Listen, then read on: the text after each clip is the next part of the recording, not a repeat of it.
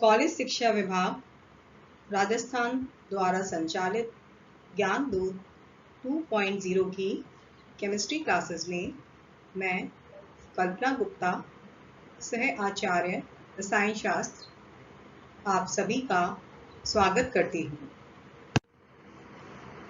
आज के इस वीडियो लेक्चर में जो टॉपिक हम पढ़ेंगे वो है सिंथेटिक डाइज।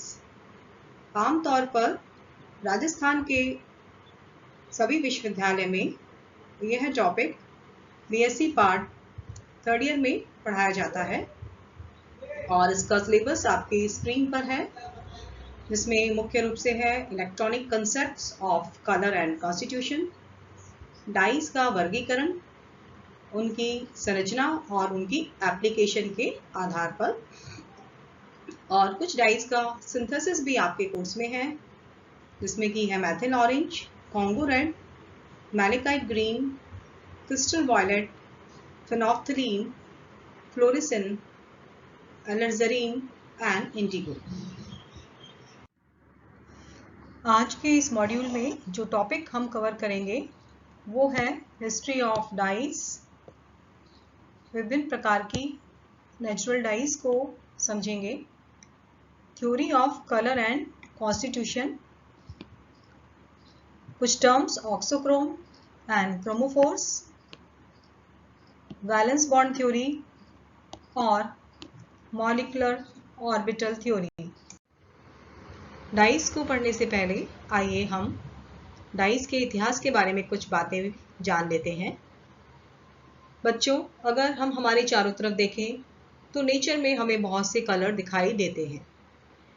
दैनिक जीवन में हम विभिन्न प्रकार की रंगीन वस्तुएं जैसे कि कपड़े, paper printing, paints, plastic articles, leather articles और विभिन्न प्रकार की खाद्य वस्तुओं में हम कलर्स देखते हैं।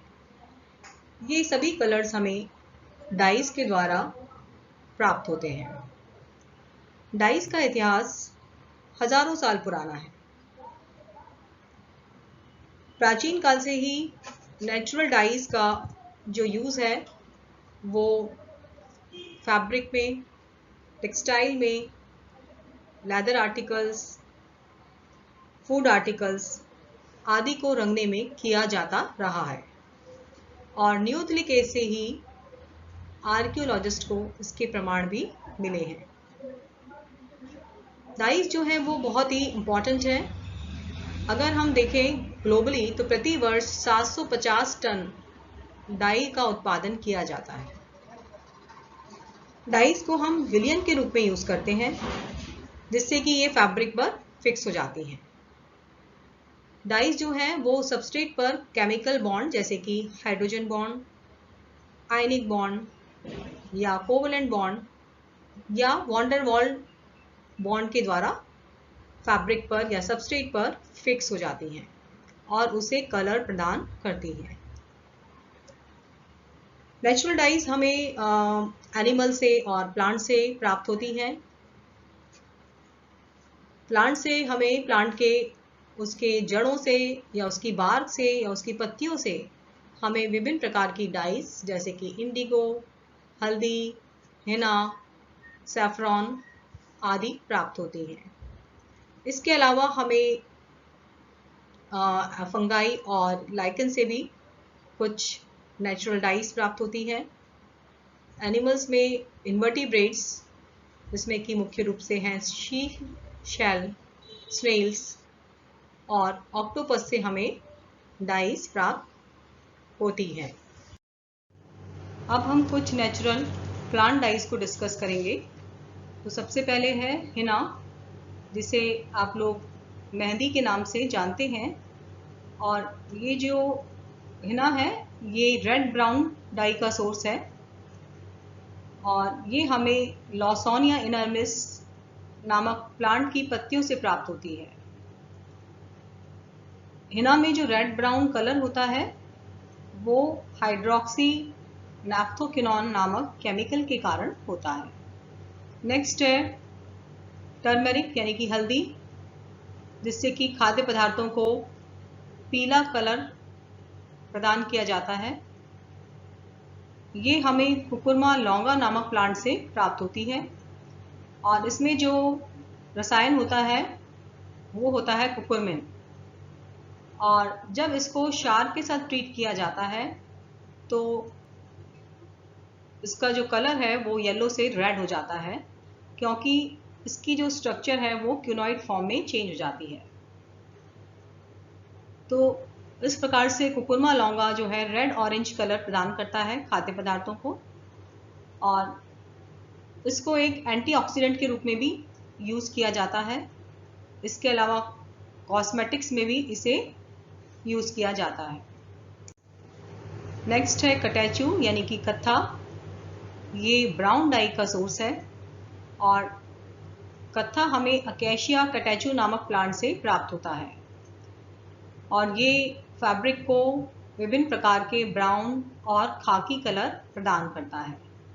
इसके अलावा पान की पत्तियों के साथ भी इसे लगाकर चबाया जाता है, जिससे कि ये लिप और टंग को रेड कलर प्रदान करता है। नेक्स्ट है वॉलनट शेल यानी कि अखरोट। ये हमें जुगलेंस नामक प्लांट से प्राप्त होता है। जो अखरोट का शेल है उसको पीस कर और इससे हमें ये नेचुरल ब्राउन कलर मिलता है। नेक्स्ट है मदार प्लांट, जिसे कॉमनली हम मदार प्लांट कहते हैं। बॉटनिकल नेम है इसका रूबिया टिंक्टोरियम।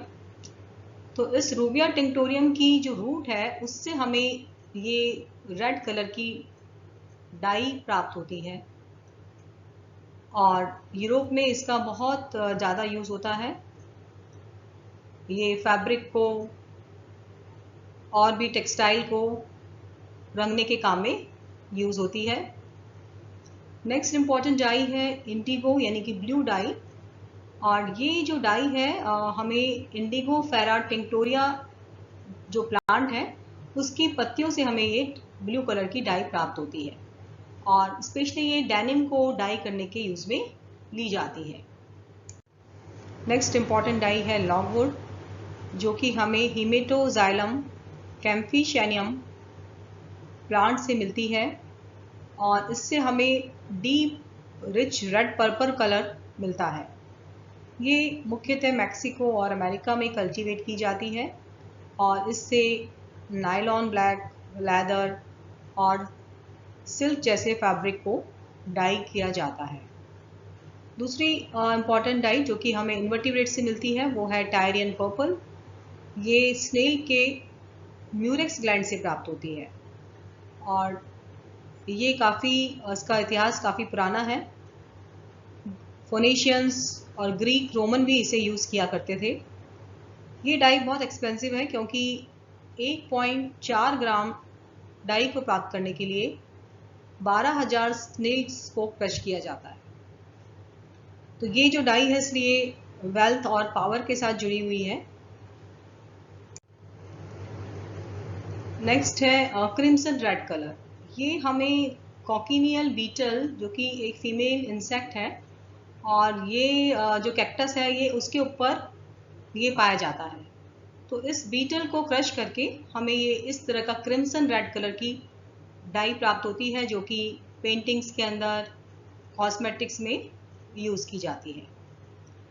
नेक्स्ट है लाख, जो कि ये भी इंसेक्ट से ही हमें मिलती है, लैसिफर लैका। ये जो फीमेल इंसेक्ट है ये अकेशिया और याफिक ट्री के ऊपर ग्रो करता है और इससे हमें ये इस टाइप का रेड पर्पल कलर प्राप्त होता है। एक और इम्पॉर्टेंट डाई है जिससे ये हमें एनिमल से प्राप्त होती है यानी कि काऊ से, और इसको हम कहते हैं इंडियन येलो कलर। ये कलर आप जो देख रहे हैं येलो सा, जो कि पेंटिंग्स में यूज़ होता है, ये हमें काऊ के यूरिन से मिलता है। और जो गाय होती हैं उनको भूखा रखा जाता है और उनको फिर मैंगो लीव्स फीड की जाती हैं, फिर उस यूरिन को सुखाकर ये येलो कलर प्राप्त होता है, इसलिए इसे इंडियन येलो कलर कहा जाता है। तो बच्चों, अगर हम डाइस को देखें, नेचुरल डाइस के जो एडवांटेज है वो ये है कि ये इको फ्रेंडली है, बायोडिग्रेडेबल है, नॉन टॉक्सिक है, नॉन एलर्जिक है। इसके अलावा ये यूवी रेडिएशन को एब्जॉर्ब कर लेती हैं, तो इससे रंगे हुए जो भी फैब्रिक हैं या सबस्ट्रेट हैं वो हार्मफुल नहीं होते, they are good for our skin. लेकिन जो इसके डिसएडवांटेज हैं नेचुरल डाइज के, कि एक तो ये बहुत कॉस्टली होती हैं और इसके अलावा इनको प्राप्त करना भी बहुत मुश्किल होता है, और जो हमें इनसे कलर मिलते हैं वो थोड़े डल होते हैं और एक टाइम के बाद धीरे धीरे जल्दी से वो फेड हो जाते हैं। तो इसलिए आजकल जो डाइज यूज़ की जाती हैं वो सिंथेटिक डाई यूज़ की जाती हैं, जो कि लैब्स में या फैक्ट्री में बनती हैं। और सिंथेटिक डाइज का फ़ायदा ये है कि उनके कलर फास्ट होते हैं, हमें बहुत ब्राइट कलर मिलते हैं, आसानी से बनाई जा सकती हैं, चीप होती हैं, और इसके अलावा एक ही कलर में हमें कई रंग के शेड्स प्राप्त हो जाते हैं। तो सबसे पहले जो फर्स्ट सिंथेटिक डाई थी वो 1856 में विलियम एच पर्किन ने लैब में सिंथेसाइज की थी। उसके बाद 19th सेंचुरी में सिंथेटिक डाइज का रिवॉल्यूशन आ गया और सिंथेटिक डाइज का मार्केट बहुत बड़ा होता गया। तो डाइज क्या है? डाइज एक तरह के कार्बनिक कंपाउंड्स हैं जिससे कि हम फैब्रिक, टेक्सटाइल, पेपर, दीवार, प्लास्टिक, खाद्य पदार्थों आदि को रंग सकते हैं। ये केमिकली बॉन्डेड हो जाते हैं, जिस भी सबस्ट्रेट पर आप इनको लगाते हैं तो उसके साथ इनकी केमिकल बॉन्डिंग हो जाती है, हाइड्रोजन बॉन्डिंग या आयनिक बॉन्डिंग या कोवलेंट बॉन्डिंग के साथ ये सबस्ट्रेट के ऊपर फिक्स हो जाते हैं और उस सबस्ट्रेट को कलर प्रदान करते हैं। हम इन्हें ड्रग्स में यूज़ करते हैं, प्लास्टिक इंडस्ट्री में यूज़ करते हैं, पेपर में यूज़ करते हैं, पेंट्स में यूज़ करते हैं, प्रिंटिंग में यूज़ करते हैं, टेक्सटाइल में और फूड मटेरियल्स में। तो जब कोई पदार्थ दृश्य क्षेत्र यानी कि 380 से 780 नैनोमीटर के क्षेत्र में प्रकाश का अवशोषण करता है तभी वो रंगीन दिखाई देता है। एक डाई होने के लिए कुछ कंडीशन फुलफिल होनी चाहिए कि उस डाई में एक सूटेबल कलर हो, it must be able to fix on fabric or material, it must be fast to washing, dry cleaning, light and heat, and it must be resistance to acid and alkali, अर्थात acid और alkali का उस पर प्रभाव नहीं होना चाहिए। Dies मुख्यतः दो तरह की होती हैं, एक कहलाती हैं फास्ट डाइज जो कि फैब्रिक पर या सबस्ट्रेट पर परमानेंटली फिक्स हो जाती हैं, क्योंकि ये जो डाइज हैं ये उनके साथ मटेरियल के साथ ये डाई केमिकल बॉन्ड बनाती हैं जो कि काफ़ी स्ट्रॉन्ग होता है। दूसरी तरह की डाइज कहलाती हैं फ्यूजिटिव, यानी कि ये वॉशिंग के साथ फेड आउट हो जाती हैं क्योंकि इनका जो बॉन्ड है फैब्रिक के साथ वो उतना स्ट्रॉन्ग नहीं बनता, यानी कि वीक बॉन्ड बनता है। What is colour? कलर क्या होता है बच्चों? कलर कुछ नहीं, इलेक्ट्रोमैग्नेटिक रेडिएशन की ऊर्जा से संबंधित है। हम जानते हैं कि जो इलेक्ट्रोमैग्नेटिक रेडिएशन है उसमें इलेक्ट्रिक और मैग्नेटिक जो कंपोनेंट है वो दोनों एक दूसरे के परपेंडिकुलर दोलन करते हैं, और ये जो इलेक्ट्रोमैग्नेटिक तरंगे होती हैं इनको हम वेवलेंथ और ऊर्जा के आधार पर अलग अलग इलेक्ट्रोमैग्नेटिक क्षेत्र के अंदर विभाजित करते हैं। कोई भी कार्बनिक यौगिक हमें रंगीन क्यों दिखाई देता है? क्योंकि अगर वो यौगिक इलेक्ट्रोमैग्नेटिक रेडिएशन के दृश्य क्षेत्र यानी कि 380 से 780 नैनोमीटर के बीच में अगर एब्जॉर्प्शन करेगा तो वो यौगिक आपको रंगीन दिखाई देगा। जब किसी सबस्ट्रेट पर लाइट पड़ती है तो इस प्रकार से उसका जो ऊर्जा तल है वो दो ग्राउंड और एक्साइटेड स्टेट में विभाजित हो जाता है, और जब उसको उपयुक्त एनर्जी मिलती है तो इलेक्ट्रॉन यानी कि ऊर्जा का अब्जॉर्प्शन होता है और हमें स्पेक्ट्रम दिखाई देता है। अगर वो विजिबल क्षेत्र में अवशोषण करेगा तो हमें सबस्ट्रेट कलर दिखाई देगा। जब किसी सबस्ट्रेट पर लाइट पड़ती है और अगर वो जो लाइट उस पर पड़ रही है वो अगर कंप्लीटली रिफ्लेक्ट बैक हो जाती है तो वो यौगिक हमें कैसा दिखाई देता है, वो सबस्ट्रेट हमें दिखाई देता है सफेद। और अगर किसी सबस्ट्रेट पर व्हाइट लाइट पड़ती है और वो कंप्लीटली एब्जॉर्ब हो जाती है तो वो हमें दिखाई देता है ब्लैक। यहाँ आप इस डायग्राम में देख सकते हैं जिसमें हमने इलेक्ट्रोमैग्नेटिक रेडिएशंस को उनकी ऊर्जा और तरंगदैर्घ्य के आधार पर विभाजित किया हुआ है। यहाँ स्टार्टिंग से आप देखेंगे ये है गामा रेस जिनकी वेवलेंथ कम है और इनकी ऊर्जा ज़्यादा होती है क्योंकि वेवलेंथ और ऊर्जा एक दूसरे के इन्वर्सली प्रोपोर्शनल होते हैं और जितनी ज़्यादा एनर्जी होगी उतनी फ्रीक्वेंसी भी ज़्यादा होगी। देखिए इनकी तरंगदैर्घ्य की फ्रीक्वेंसी भी ज़्यादा है। तो ये है गामा रेस और जैसे जैसे इनकी वेवलेंथ बढ़ती है तो एक्सरे की वेवलेंथ गामा रेस से बढ़ जाती है। फिर आप आगे और चलें, देखें हम यूवी रेस और फिर है ये आईआर और रेडियो वेव्स की जो तरंगदैर्घ्य है वो और भी ज़्यादा होती है।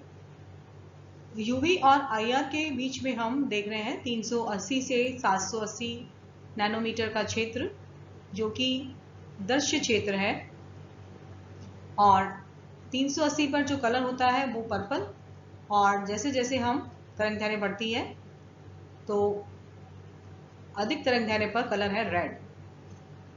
तो इस प्रकार से हम देख सकते हैं कि इन तरंगों इलेक्ट्रोमैग्नेटिक तरंगों को हम उनकी ऊर्जा और तरंगदैर्घ्य के आधार पर अलग अलग स्पेक्ट्रम में क्लासिफाई करते हैं। जब किसी सबस्ट्रेट पे जो वाइट लाइट पड़ती है तो वो कुछ उसका पार्ट एब्जॉर्ब करता है और कुछ रिफ्लेक्ट बैक करता है। तो जो हमें कलर दिखाई देता है वो उसका रिफ्लेक्टेड कलर दिखाई देता है। इसे हम इस टेबल से समझ सकते हैं। जैसे कि जब व्हाइट लाइट इस सबस्ट्रेट पे पड़ी और इसने कौन सा कलर एब्जॉर्ब किया, ग्रीन। अर्थात अगर व्हाइट लाइट की वेवलेंथ 500 से 560 के बीच में है तो ये ग्रीन कलर इसने एब्जॉर्ब किया तो ग्रीन कलर का कॉम्प्लीमेंट्री कलर यानी कि पर्पल कलर हमको दिखाई देगा। इसी प्रकार से एक और एग्जांपल हम देखते हैं। अगर किसी सबस्ट्रेट जो है वो 590 to 605 जो कि ऑरेंज कलर है, इसकी वेवलेंथ है, इस कलर को अगर वो एब्जॉर्ब करेगा तो जो हमें इसका कॉम्प्लीमेंट्री कलर दिखाई देगा वो दिखाई देगा ब्लू। इसी तरह से और भी आप देख सकते हैं। अगर 480 to 490 अगर कलर एब्जॉर्ब करता है जो कि ग्रीन ब्लू कलर की वेवलेंथ है तो उसका कॉम्प्लीमेंट्री कलर हमें क्या दिखाई देगा, ऑरेंज। तो इस प्रकार बच्चों हम जो कलर देखते हैं वो लाइट का रिफ्लेक्टेड कलर देखते हैं। किसी पदार्थ के रंग का उसके संगठन और संरचना में संबंध की व्याख्या करने के लिए अनेक थ्योरीज दी गई, जिनमें सबसे फर्स्ट थ्योरी है विट्स क्रोमोफोर ऑक्सोक्रोम थ्योरी। यह थ्योरी विट्स ने 1876 में दी। विट्स के अनुसार कार्बनिक यौगिकों में जो रंग होता है वो उसमें उपस्थित असंतृप्त समूह के कारण होता है जिसे हम क्रोमोफोर कहते हैं और यह यौगिकों में रंग प्रदान करने के लिए उत्तरदायी होता है। जो क्रोमोफोरिक समूह होते हैं वो विजिबल क्षेत्र में ऊर्जा का अवशोषण करते हैं, लाइट एब्जॉर्ब करते हैं और इलेक्ट्रॉनिक ट्रांजिशन होता है जिसके फलस्वरूप कार्बनिक यौगिकों में हमें रंग दिखाई देते हैं। क्रोमोफोरिक समूह दो प्रकार के होते हैं। फर्स्ट है इंडिपेंडेंट क्रोमोफोरिक समूह, अर्थात एक समूह अगर कार्बनिक यौगिक में है तो उसकी उपस्थिति सफिशिएंट होती है उस यौगिक को कलर प्रदान करने के लिए, जैसे कि नाइट्रोसो, थायोकार्बोनिल, एजो, एजॉक्सी, क्विनोइड एक्सेट्रा। दूसरे होते हैं डिपेंडेंट क्रोमोफोर्स, अर्थात यौगिक को रंग प्रदान करने के लिए एक से अधिक क्रोमोफोरिक समूह की आवश्यकता होती है। जैसे कि ये है एसीटोन, इसमें कि CO ग्रुप है एक ही। ये यौगिक जो है वो कलरलेस है, किंतु अगर इसमें 2 CO ग्रुप लग जाएंगे तो ये लाइट येलो कलर का होगा, तो इसमें थोड़ा कलर आएगा। इसलिए डिपेंडेंट जो क्रोमोफोर्स होते हैं उनमें एक से अधिक क्रोमोफोरिक समूह उपस्थित होता है, तभी वो यौगिक को रंग प्रदान करते हैं। जिन यौगिकों में क्रोमोफोरिक समूह होता है उन्हें हम कहते हैं क्रोमोजन्स। और किसी भी क्रोमोजन में, जैसे कि ये है बेंजीन, और अगर हमने इसमें बेंजीन जो कि कलरलेस है क्योंकि, और लेकिन अगर इसमें हमने नाइट्रो समूह लगा दिया तो अब ये हो गया क्रोमोजन, और इसका जो कलर है वो होता है लाइट येलो। किसी भी क्रोमोजन में अगर जितने ज़्यादा हम क्रोमोफोर्स लगा देंगे, क्रोमोफोर्स की संख्या हम जितनी बढ़ाएंगे, यौगिक का रंग उतना ही गहरा होता जाएगा। नेक्स्ट है ऑक्सोक्रोम्स। कुछ ऐसे समूह होते हैं जो खुद कोई रंग प्रदान नहीं करते, किंतु अगर ये क्रोमोफोरिक समूह के साथ जुड़ जाते हैं तो ये रंग की तीव्रता को बढ़ा देते हैं, क्योंकि इनके पास लोन पेयर ऑफ इलेक्ट्रॉन्स होते हैं। Alkoxy, primary amine, secondary amine, halogen etcetera. इनके पास लोन पेयर ऑफ इलेक्ट्रॉन होने के कारण ये जब क्रोमोफोर के साथ जुड़ते हैं तो ये उसके कॉन्जुगेशन को एक्सटेंड कर देते हैं, जिससे कि उसका जो कलर है वो बढ़ जाता है, यानी कि डार्क हो जाता है। यहाँ हम देख सकते हैं, यहाँ पर आप, ये है बेंजीन और ये है नाइट्रोएनिलीन, दोनों ही कलरलेस हैं। सिर्फ इस बेंजीन के अंदर ये ऑक्सोक्रोमिक ग्रुप लगा हुआ है। तो जैसा कि अभी हमने पढ़ा कि कुछ ये समूह जो खुद किसी यौगिक को रंग प्रदान नहीं करते, और ये है नाइट्रोबेंजीन, इसका एब्जॉर्प्शन 270 नैनोमीटर पर है। ये हल्का सा लाइट येलो कलर का होता है क्योंकि इसके अंदर क्रोमोफोरिक समूह उपस्थित है। अगर हम क्रोमोफोरिक ग्रुप के साथ यहाँ पर हमने ऑक्सोक्रोमिक ग्रुप भी लगा दिया तो बच्चों आप देख सकते हैं कि ये उच्च तरंग दैर्ध्य के ऊपर लाइट एब्जॉर्ब कर रहा है।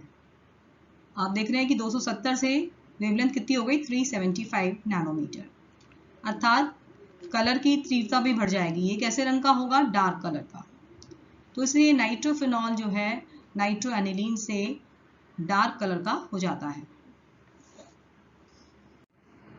आइए कुछ और एग्जांपल्स के द्वारा हम ऑक्सोक्रोम को समझने का प्रयास करते हैं।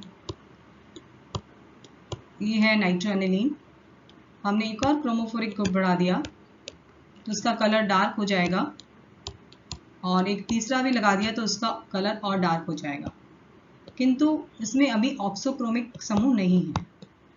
अब हम इसमें ऑक्सोक्रोमिक समूह भी लगा देते हैं, तो अब इसका कलर, ये yellow colour, dark yellow colour की डाई बन जाएगी, बिकॉज हमने क्या लगा दिया, ऑक्सोक्रोमिक ग्रुप। तो जो ऑक्सोक्रोमिक ग्रुप है वो दो तरह से कार्य करता है। एक तो ये क्रोमोजन को गहरा रंग प्रदान करता है, इसके अलावा किसी रंगीन पदार्थ का क्रोमोजन को डाई के रूप में कार्य करने के लिए भी इसकी उपस्थिति अति आवश्यक होती है। क्रोमोफोर जो होते हैं वो अम्लीय और क्षारीय माध्यम में लवण बनाते हैं, और ऑक्सोक्रोम के पास चूंकि लोन पेयर ऑफ इलेक्ट्रॉन्स होते हैं, और ऑक्सोक्रोम जो है इस कलर्ड कंपाउंड को डाई में बदल देता है, जिससे ये सबस्ट्रेट पर फिक्स हो जाती है। इसी तरह से हम एक और एग्जांपल देखेंगे। ये है एजो, इसमें क्रोमोफोर है, और ये है क्रोमोजन एजोबेंजीन, और जो कि कलर्ड कंपाउंड है और इसको डाई में बदलने के लिए अब हम इसमें क्या लगा देंगे, ऑक्सोक्रोमिक ग्रुप। अब इसमें जब हमने ऑक्सोक्रोमिक ग्रुप लगा दिया तो ये रेड कलर की डाई में चेंज हो जाएगा। तो इस तरह से ऑक्सोक्रोमिक ग्रुप क्रोमोजन का कलर भी डार्क करता है, इसके अलावा उसको डाई में भी परिवर्तित करता है। इसके अलावा कुछ दो टर्म्स और हैं जो कि एग्जाम में पूछी जाती हैं। ये है एक है बैथोक्रोमिक ग्रुप, बैथोक्रोमिक शिफ्ट। ये वो समूह होते हैं जो अगर क्रोमोजन के साथ लगे होते हैं तो उसकी डेप्थ को, कलर की डेप्थ को या तीव्रता को बढ़ा देते हैं, अर्थात एब्जॉर्प्शन मैक्सिमा उच्च तरंगदैर्घ्य की ओर शिफ्ट हो जाता है। इसे हम रेड शिफ्ट भी कहते हैं। उदाहरण के तौर पर हैलोजन, एल्किल, एरिल समूह इत्यादि। दूसरे प्रकार का जो होता है ग्रुप, वो होता है हिप्सोक्रोमिक ग्रुप, अर्थात ये वो समूह होते हैं इनकी उपस्थिति से पदार्थ का रंग हल्का होने लगता है। ये कम तरंगदैर्घ्य की विकिरण का अवशोषण करते हैं और कम तरंगदैर्घ्य वाला प्रकाश हम जानते हैं कि नीले रंग का होता है, इसलिए इसे ब्लू शिफ्ट भी कहा जाता है। उदाहरण के तौर पर OCH3, OCO, CH3। Next theory है क्यूनॉइड थ्योरी, जिसे आर्मस्ट्रांग द्वारा 1855 में दिया गया और उनके अनुसार जो कार्बनिक यौगिकों में जो कलर होता है वो उनमें उपस्थित ऑर्थो पैरा क्यूनॉइड स्ट्रक्चर के कारण होता है। और ये जो स्ट्रक्चर्स हैं वो एक दूसरे के साथ साम्य में रहती हैं। ये है बेंजोइड फॉर्म जो कि कलरलेस होती है, जबकि इसकी जो क्यूनॉइड फॉर्म है वो कलर्ड होती है। और ये दोनों फॉर्म एक दूसरे में इंटर कन्वर्ट होती रहती हैं। सो दिस इज कलर्ड और दिस इज कलरलेस। एक फॉर्म अम्लीय माध्यम में एग्जिस्ट करती है तो दूसरी फॉर्म क्षारीय माध्यम में एग्जिस्ट करती है। इसका उदाहरण आप फेनोल्फिन के द्वारा समझ सकते हैं। बच्चों, आप देखते हैं कि अम्लीय माध्यम में फेनोल्फिन जो है वो कलरलेस होती है, किंतु जब हम उसमें क्षार डालते हैं तो वो पिंक कलर में बदल जाती है, क्योंकि वो क्यूनॉइड फॉर्म में चेंज हो जाती है। तो इस तरह से क्यूनॉइड फॉर्म के द्वारा आर्मस्ट्रांग ने कलर की थ्योरी को एक्सप्लेन किया। किंतु इस थ्योरी की कुछ लिमिटेशन थी कि अगर क्यूनॉइड फॉर्म में ऑक्सीजन की जगह इम्यूनो ग्रुप लगा हो, वहाँ ये उसको एक्सप्लेन करने में कामयाब नहीं हो सका। जैसे ये है इम्यूनोक्विनोन, इसी तरह से डाई इम्यूनोक्विनोन, ये दोनों ही कलरलेस हैं। तो इसलिए ये इनके कलरलेस के क्यों कलरलेस हैं इसको ये नहीं समझा पाया। नेक्स्ट थ्योरी है मॉडर्न थ्योरीज, जिसमें है वैलेंस बॉन्ड थ्योरी। इस थ्योरी के अनुसार अणु में इलेक्ट्रॉन पेयर ग्राउंड स्टेट में दोलन करते रहते हैं। जब इन पर लाइट पड़ती है तो अणु उच्च तरंगदैर्घ्य के फोटोन को अवशोषित करके उत्तेजित हो जाते हैं तथा इलेक्ट्रॉन पेयर का दोलन बढ़ जाता है। अणु किस तरंगदैर्घ्य के प्रकाश का अवशोषण करेंगे यह निम्न ऊर्जा स्तर और उच्च ऊर्जा स्तर के ऊर्जा अंतराल पर निर्भर करता है। ऊर्जा अंतर जितना अधिक होगा, अणु उच्च ऊर्जा यानी कि निम्न तरंगदैर्घ्य की प्रकाश को अवशोषित करेगा और उसका कलर उतना ही लाइट होगा। इस सिद्धांत के कुछ नियम हैं। यदि जो अनुनाद है वो आवेशित संरचनाओं के मध्य हो रहा है तो निम्न या उत्तेजित संरचनाओं की ऊर्जा का मान कम हो जाएगा। दूसरा है आवेशित संरचनाओं का जो योगदान होता है अनुनाद के अंदर, वो एक्साइटेड स्टेट का ग्राउंड स्टेट की तुलना में ज्यादा होता है। इसी प्रकार अगर अनुनाद में जितने अधिक इलेक्ट्रॉन का योगदान होगा, अर्थात जितने अधिक इलेक्ट्रॉन भाग लेंगे, ग्राउंड स्टेट और एक्साइटेड स्टेट के मध्य ऊर्जा का अंतराल भी उतना ही कम होगा और वो उच्च तरंगदैर्घ्य की लाइट को एब्जॉर्ब करेगा। उदाहरण के तौर पर हम देखते हैं, ये है इथीन, ये ग्राउंड स्टेट है और ये है इसकी एक्साइटेड स्टेट, आवेशित संरचना। इन दोनों के मध्य ऊर्जा का अंतराल अधिक होता है, इसलिए ये लो तरंगदैर्घ्य अर्थात लैम्डा इक्वल टू 175 नैनोमीटर पर फोटोन एब्जॉर्ब करते हैं, जो कि यूवी का क्षेत्र है और इसलिए यौगिक कैसा होता है, कलरलेस। किंतु अगर डबल बॉन्ड की संख्या बढ़ जाए, जैसे कि ब्यूटाडाइन, तो जैसे जैसे डबल बॉन्ड की संख्या बढ़ जाती है, अनुनादित संरचनाएं अधिक बनेंगी और आवेशित एक्साइटेड स्टेट की संरचनाओं का योगदान भी बढ़ जाएगा, जिससे ऊर्जा का अंतर कम हो जाएगा और अधिक तरंगदैर्घ्य की लाइट को अणु एब्जॉर्ब करेगा, अर्थात वो हमें कलर दिखाई देगा। इसको हम इस ग्राफ के माध्यम से हम ग्राउंड स्टेट और एक्साइटेड स्टेट में स्थायित्व के संबंध को n कॉन्जुगेटेड डबल बॉन्ड के साथ समझ सकते हैं। यहाँ हम ग्राउंड स्टेट की एनर्जी लेवल को शो कर रहे हैं इस तरह से ब्लू लाइन से, और ये प्रारंभ में एक्साइटेड स्टेट का एनर्जी लेवल है। किंतु जैसे जैसे यौगिक में डबल बॉन्ड की संख्या बढ़ती है, तो ग्राउंड स्टेट और एक्साइटेड स्टेट दोनों की ऊर्जा में कमी आती है। किंतु ये जो कमी आती है, ये एक्साइटेड स्टेट की ऊर्जा में ग्राउंड स्टेट की तुलना में कमी ज़्यादा होती है, और इस कारण जैसे जैसे पाई इलेक्ट्रॉन की संख्या बढ़ेगी, तो ग्राउंड स्टेट और एक्साइटेड स्टेट दोनों के मध्य ऊर्जा का जो डिफरेंस है वो कम हो जाएगा और यौगिक उच्च तरंगदैर्घ्य की प्रकाश को अवशोषित करेगा, और इस कारण हमें यौगिक कलर दिखाई देगा।